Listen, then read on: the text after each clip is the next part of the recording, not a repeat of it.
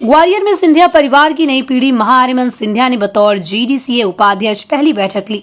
3 दिन पहले उनके नाम की घोषणा होने के बाद शुक्रवार को वो ग्वालियर पहुंचे और कैप्टन रूप सिंह स्टेडियम में बैठक ली। महाहरिमन सिंधिया की सोच में उनके युवा होने की झलक साफ दिखाई दे रही थी। उन्होंने युवा खिलाड़ियों को गाँव से निकालकर राष्ट्रीय स्तर तक पहुँचाने की बात कही। खेल का बेहतर मंच युवा खिलाड़ियों को देने की बात भी कही। उन्होंने कहा कि उनका पूरा फोकस खेल और खिलाड़ियों के विकास के लिए समर्पित है। ग्वालियर सिंधिया परिवार की तीसरी पीढ़ी के रूप में महाहरिमन सिंधिया ने शुक्रवार से क्रिकेट के जरिए अपनी नई पारी शुरू कर दी है।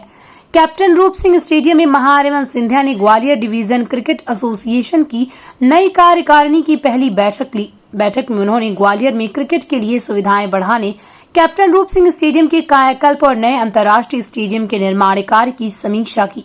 इस दौरान महाहरिमन सिंधिया ने शहर के युवा क्रिकेटरों से मुलाकात की और उनको बेहतर सुविधाएं दिलाने का भरोसा जताया। बैठक में जीडीसीए के अध्यक्ष रिटायर्ड आईएएस प्रशांत मेहता सहित अन्य सदस्य उपस्थित रहे। राजनीतिक सवाल पर महाहरिमन सिंधिया का कहना है कि मेरा पूरा फोकस स्पोर्ट्स पर है, क्योंकि मेरा पूरा परिवार स्पोर्ट्स से जुड़ा रहा है। मैं भी बचपन से स्पोर्ट्स खेलता आ रहा हूं। महाहरिमन ने बताया कि जो सिंधिया पीछे छूट गया था उसे आगे लाया जाएगा और टूर्नामेंट कराए जाएंगे। गांव देहात में जो नए युवा खिलाड़ी हैं उनके लिए सर्वे कराकर उन्हें आगे लाया जाएगा। रूप सिंह स्टेडियम की बहाली पर भी उन्होंने कहा है कि एसोसिएशन के लोगों से बातचीत की जा रही है। जल्दी इसका भी निराकरण कर अन्य सुविधाएं बढ़ाई जाएंगी। ग्वालियर क्रिकेट मेरे परिवार के एक बहुत ही पर्सनल संबंध है इसके साथ। और मेरे पिता, मेरे दादाजी दोनों ने ग्वालियर क्रिकेट के लिए बहुत प्रगति लाई है और विकास लाई है। मेरा भी यही लक्ष्य है कि मैं ग्वालियर क्रिकेट को आगे लेके जाऊं। हम अपने गांव में हम प्लेयर्स लेके आए वहाँ से, तो इसलिए हमारे कमेटी में आज हमने भी तय किया है कि हम वार्ड्स में, गांव में क्रिकेट मैच करवाएंगे, वहाँ से प्लेयर्स को निकालेंगे। तो एक है ग्रास रूट लेवल क्रिकेट, दूसरा है जो हमारे एग्जिस्टिंग जो प्लेयर्स हैं उनको आगे बढ़ाना। तो उनको कैसे आगे बढ़ाएंगे? उनके न्यूट्रिशन पे फोकस करके, उनके एक्सरसाइज पे फोकस करके और डेटा एनालिटिक्स पे। तो इन तीन चीज़ों से हम अपने प्लेयर्स को और आगे लेके जाएंगे। यही हम पूरा मैनेजिंग कमेटी का यही लक्ष्य है और हमारा यही सपना है कि हम ग्वालियर को आगे लेके जाएं। रूप सिंह स्टेडियम के जो व्यवस्थाएं होनी है, थोड़ा सा रेनोवेशन के साथ में एक अपने आप में एक ऐतिहासिक ग्राउंड है, क्योंकि सचिन ने 200 मारे थे।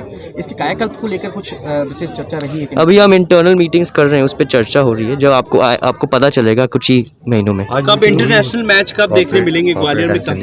हाँ, कब देखने मिलेंगे बड़े मैचेस यहाँ? सबसे पहले प्रशांत मेहता जी ने बहुत महत्वपूर्ण पॉइंट लेके आए आगे। हम सिंधिया कप को आगे लेके आएंगे फिर से।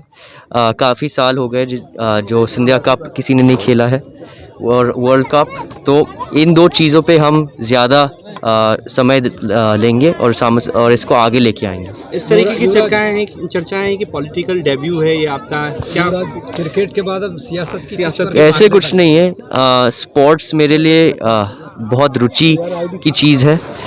मैं बचपन से स्पोर्ट्स खेलते आया हूँ, क्रिकेट, हॉकी, फुटबॉल, बॉक्सिंग।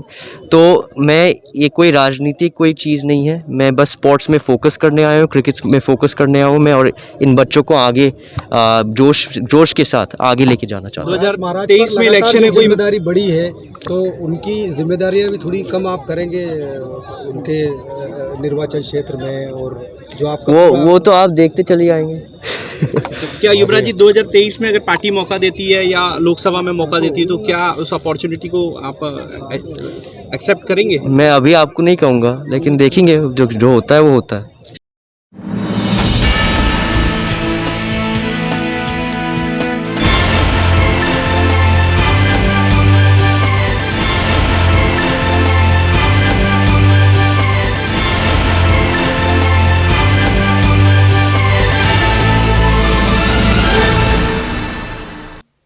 और भी रोचक खबरें देखने के लिए YouTube पर MP टुडे नेटवर्क को सब्सक्राइब करें, खबर को लाइक करें और बेल आइकन दबाना ना भूलें, जिससे आपको रोज नई खबरें देखने को मिलेंगी।